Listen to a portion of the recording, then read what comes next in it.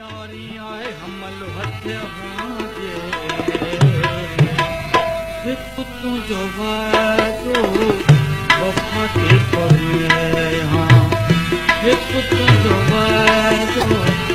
हिकु तुंहिंजो वाइदो वफ़ा थी पवे।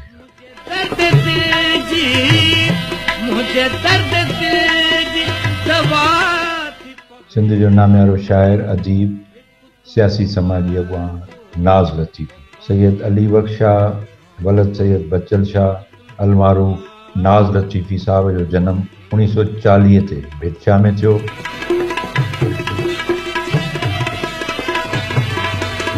खेसि नंढपण खां ई शाइरीअ सां लॻाउ हो।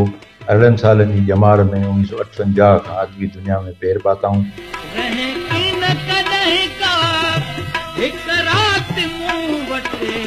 नाज़ लतीफ़ी साहब 9हीं क्लास में पढ़ंदा हुआ त हिननि बज़्म लतीफ़ अदब जो बुनियाद विधो ऐं सदर थियो।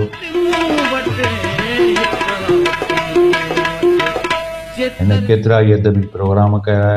पाण हर ईद ते मुशाइरो कराईंदा आहिनि। खेसि नंढपण में मखदूम मोहम्मद ज़मान तालिबुल मौला जी शाइरी मुतासिर कयो।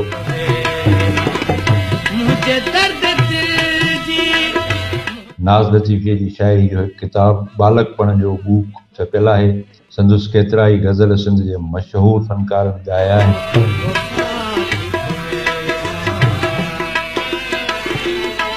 सिंध जी हीअ घण पासाई शख़्सियत जंहिंजो शाइरीअ खां सवाइ सियासत सां बि लाॻापियल रहिया आहिनि।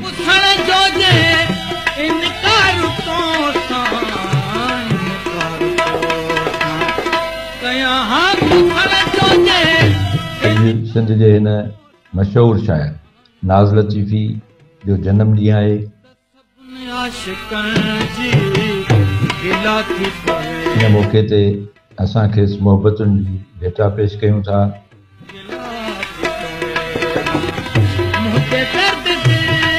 जे हिकु तुंहिंजो वाइदो वफ़ा थी पवे हा त कुझु दर्द दिल जी दवा थी पवे हा। खणी हान खंजर गर्दन तां कातिल भली धड़ सिसीअ खां जुदा थी पवे हा। रहें की न कॾहिं का हिकु राति मूं वटि जे तरसी पवीं हा त छा थी पवे हा। अजायो लतीफ़ीअ खे सुहिणा था मारियो ही अज़ ख़ुद अवां तां फिदा थी पवे हा।